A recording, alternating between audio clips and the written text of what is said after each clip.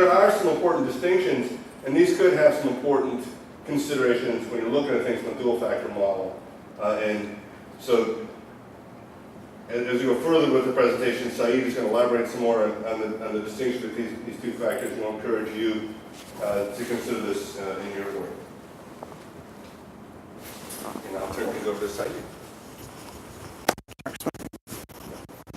Hello, everyone. Thank you for joining us. I wanted to speak a bit on the distinction between hedonic and eudaimonic well-being because it's important. We know that well-being is important.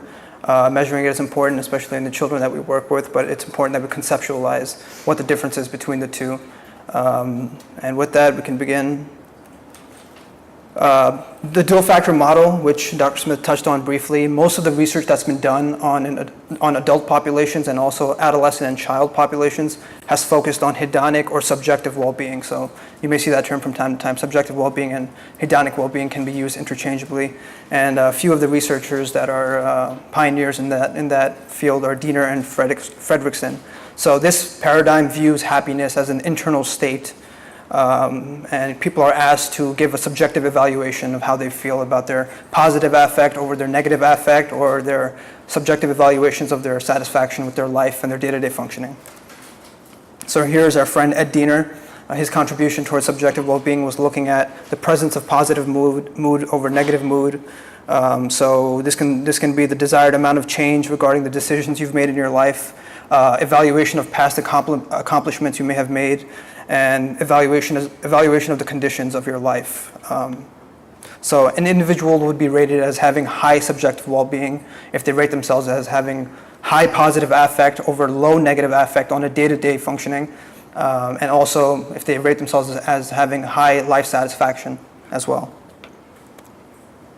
And here's Barbara Fredrickson, who broadened the model a little bit, which fits really nicely with her theory, which is the broad and build theory of positive emotions. So she looked at positive emotions not just as a state, but as a trait that we use for a prolonged period of time. So whereas negative affect can limit the course of our action, say we're fearful, we have a tendency that we want to escape from that fear. Positive emotions are a lot more enduring. They give us traits that we can use for future stressors, and we accumulate these positive emotions for a longer period of time, and they lead to better competency, they lead to better integrity, and they lead to more endurable resources in the face of the chaos of life that we can use for a prolonged period. And vitality, I love this picture. This could be Dr. Smith in a couple of years, hopefully. So the concept of eudaimonia comes from Aristotle, which is a Greek philosopher. He thought that living virtuous lives was the ultimate potential that we can reach as human beings. So he was starkly against the hedonic paradigm of existence because, as he said, chasing our pleasures makes us slaves to the world. So reaching our true sense, the true potential of who we are, which he called the daemon, was what he conceptualized as the essence of life, and that's aligned a lot with the modern conceptualization of eudaimonic well-being. And vitality is a huge integral portion of that as well. So that's the feeling of being alive, having spirit, having enthusiasm, interconnectedness, excitement, the different essences of humanity that I feel are, what I want to see in my own life and what I would like to see from our society and our world.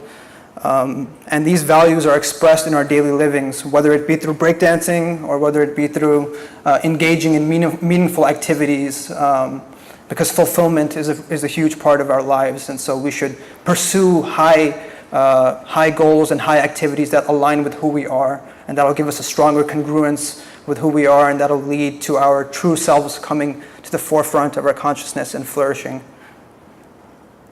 I would love to break dance at that age, by the way. That would be that's my goal right there. And also Martin Seligman, who was the president of APA not too long ago, he didn't use the term eudaimonic well-being, but I think his conceptualization aligns with the eudaimonic paradigm. So increasing positive emotions, by gratitude, he used the terms forgiveness, contentment, optimism, hope, faith, trust. We realize these personal strengths and then we use them. in our day-to-day lives, in our relationships, in our jobs, in the things that we do. So these positive emotions align a lot with Barbara Fredrickson's model, where we're using them as traits that accumulate over time. And it's also important to understand that although there is a dichotomy between hedonic and eudaimonic well-being, some researchers put more of a convergence between the two, just because there is a high correlation between hedonic and eudaimonic well-being. So for Martin Seligman, he wouldn't necessarily deny pleasure or positive affect as being a goal of life. He ties it with meaning and engagement. So for him, the attainment of pleasure, having meaning, and having engagement are the three most important things that lead to a satisfied life, to a great life. And then we have the self-determination theory by Deci and Ryan. They looked at the fulfillment of our basic psychological needs, so autonomy, competence, and relatedness.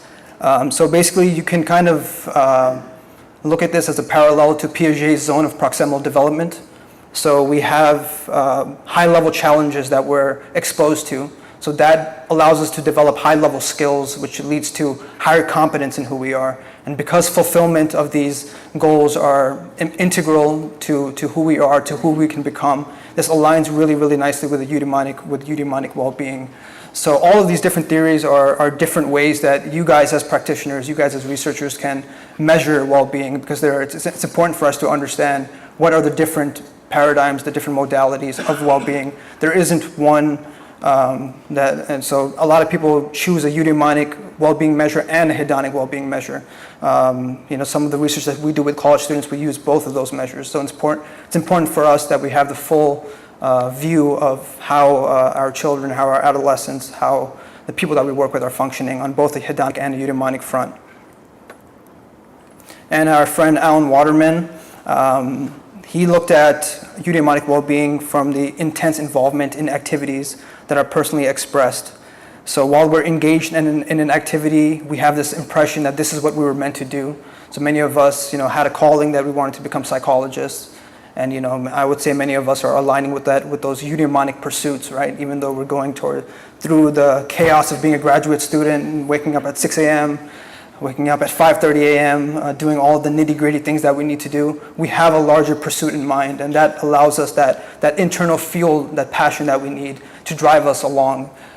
So that really aligns itself really nicely. And also, it's important to understand this picture on the bottom, the hedonic treadmill, which is also the term hedonic adaptation is also used. One of the big criticisms that eudaimonic researchers have against using subjective well-being as the only measurement of well-being is that a lot of the research that's been done has found that individuals who go through very serious positive events, like winning the lottery, or individuals who go through very serious traumatic events, some of the research that's been done on people who go through serious catastrophes, injuries. I think a research article that's been done that we have in the references, people who've gone through crashes, really severe automobile crashes. Most of the happiness, their subjective levels of happiness tend to middle out. So we call that hedonic adaptation. So most people usually exist on a baseline of what their happiness is, despite really monumental events happening in their lives. So Alan Waterman really thought that we should use eudaimonic well-being just because that allows us gives us a better understanding of a person's functioning due to this hedonic adaptation, a phenomenon that we have in social science.